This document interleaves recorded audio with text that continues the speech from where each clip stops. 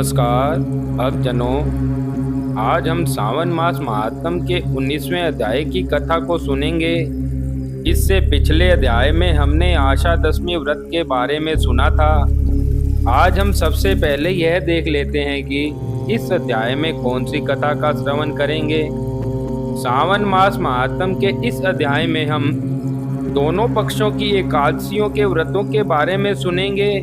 साथ ही यह जानेंगे कि यह व्रत किस तिथि को किया जाता है और इस व्रत को करने का क्या महत्व है। इस व्रत को करने से क्या फल प्राप्त होता है। अध्याय के पूर्ण हो जाने के पश्चात हम भगवान शिव से जुड़ी एक कथा के बारे में सुनेंगे। भक्तजनों, मेरे द्वारा प्रतिदिन दी जाने वाली जानकारी आपको किस प्रकार लगी, इसके लिए आप मेरे YouTube चैनल भक्ति मार्ग के कमेंट बॉक्स में जाकर कमेंट अवश्य करें। अब मैं सावन मास महात्म के 19वें अध्याय का वर्णन करता हूँ। ईश्वर बोले, हे महामुने, अब मैं सावन मास में दोनों पक्षों की एकादशी तिथि को जो किया जाता है उसे कहता हूँ, आप सुनिए। हे वत्स, रहस्यमय अति श्रेष्ठ महापुण्य प्रदान करने वाले तथा महापातकों का नाश करने वाले इस व्रत को मैंने किसी से नहीं कहा है। यह एकादशी व्रत श्रवण मात्र से मनुष्यों को वांछित फल प्रदान करने वाला, पापों का नाश करने वाला, सभी व्रतों में श्रेष्ठ तथा शुभ है। इसे मैं आपसे कहूँगा, आप एकाग्रचित होकर इसे सुनिए।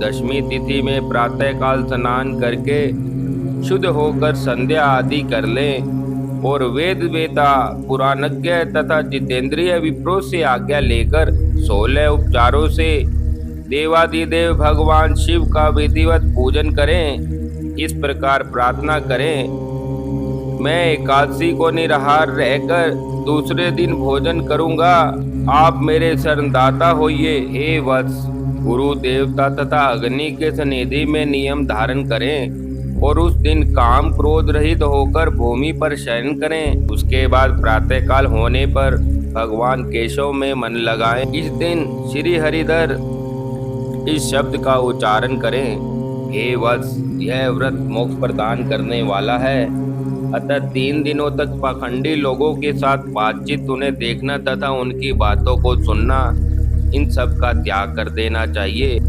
तदनंतर क्रोध रहित होकर पंचगव्य लेकर मध्याह्न के समय नदी आदि के निर्मल जल में स्नान करना चाहिए। सूर्य को नमस्कार करके भगवान श्रीधर की शरण में जाना चाहिए। वहाँ पुष्प, धूप तथा अनेक प्रकार के नैवेद्य से श्रद्धा पूर्वक श्रीधर की पूजा करनी चाहिए।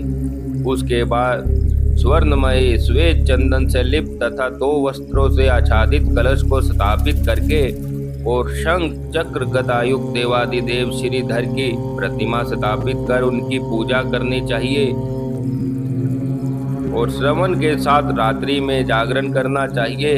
इसके बाद विमल प्रभात होने पर द्वादशी के दिन विधिवत पूजन करके बुद्धिमान को चाहिए कि श्रीधर के नाम का जप करें। उसके बाद शंख चक्र तथा गदा धारण करने वाले देव देवेश श्रीधर की उन्हें पूजा करें और स्वर्ण दक्षिणा सहित कलश ब्राह्मण को प्रदान करें। उस समय ब्राह्मण को विशेष करके नवनीत अवश्य प्रदान करें। इस प्रकार प्रार्थना करें, भगवान श्रीधर, आज आप मुझ पर प्रसन्न हो और मुझे अति उत्तम लक्ष्मी प्रदान करें।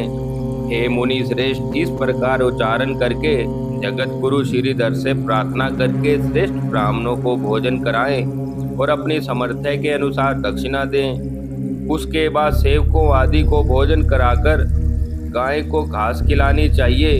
इसके बाद मित्रों तथा बंधु बांधवों समेत स्वयं भी भोजन करना चाहिए। हे संत कुमार, मैंने आपको सावन मास की शुक्ल पक्ष की एकादशी व्रत विधि बतला दी है। इस प्रकार कृष्ण पक्ष की एकादशी भी करनी चाहिए। शुक्ल एकादशी के देवता श्रीधर हैं और कृष्ण एकादशी के देवता जनार्दन हैं। हे संत कुमार, यह मैंने आपसे दोनों एकादशियों के व्रत का वर्णन कर दिया है। इस एकादशी व्रत के समान पुण्य व्रत न तो कभी हुआ और न ही होगा।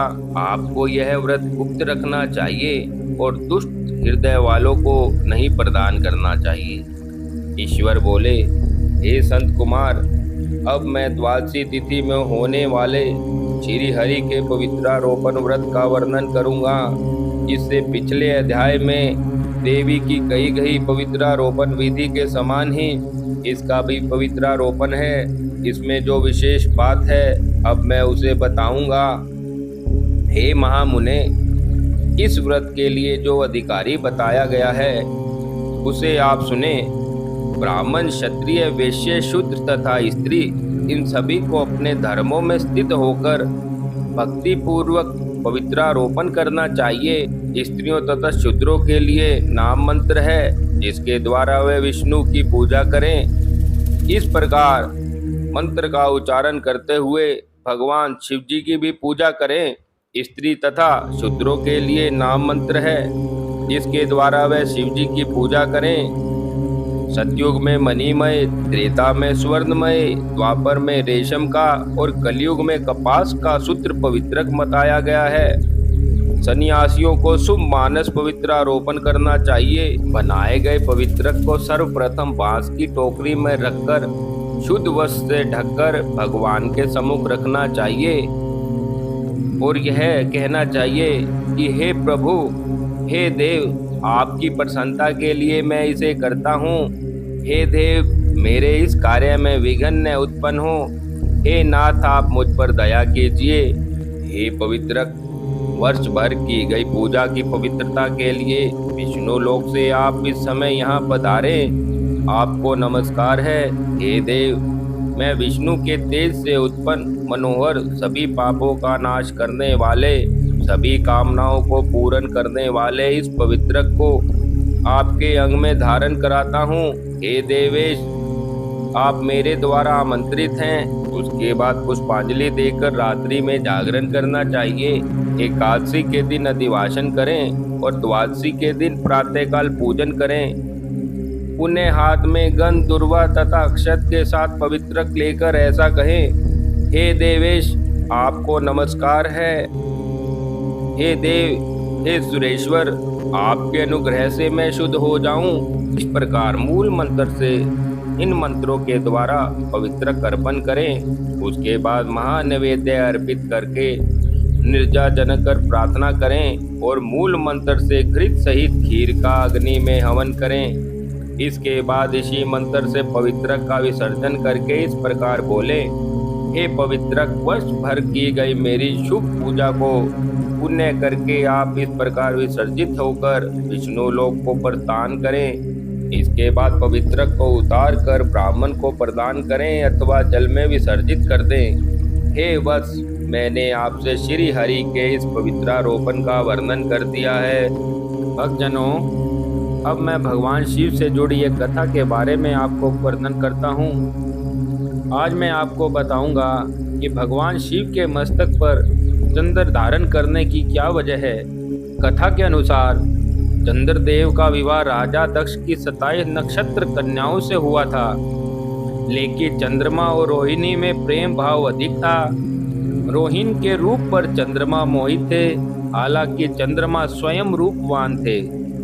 रोहिणी और चंद्रमा के बीच अत्यधिक प्रेम से उनकी अन्य पत्नियों को जलन होने लगी।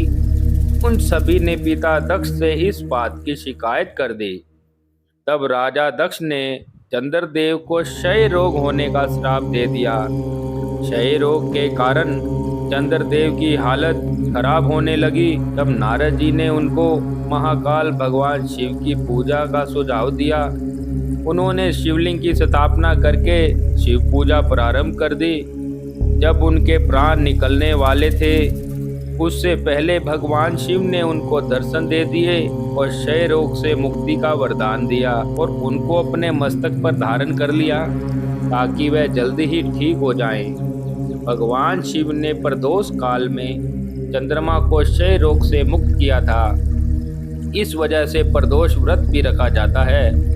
तभी से भगवान शिव को सोमनाथ, चंद्रशेखर, शशिधर आदि नामों से भी पुकारा जाने लगा। शिव के मस्तक पर चंद्रमा के विराजने की एक दूसरी कथा भी है। अब मैं उसके बारे में भी वर्णन करता हूँ। एक कथा के अनुसार जब भगवान शिव ने विष का पान किया था, तब सभी देवताओं के कहने पर उन्होंने चंद्रमा को अपने सर पर धारण कर लिया ताकि त्रिविष का प्रभाव कम हो जाए। चंद्रमा शीतल होते हैं, इसलिए देवतागण ऐसा बोल रहे थे। हालांकि शिवजी को पता था कि शीतलता के कारण चंद्रमा विष का प्रभाव सहन नहीं कर पाएंगे, लेकिन देवताओं के निवेदन को देखते हुए भगवान शिव ने विष के प्रभाव को कम करने के लिए अपने मस्तक पर चंद्रमा को धारण कर लिया।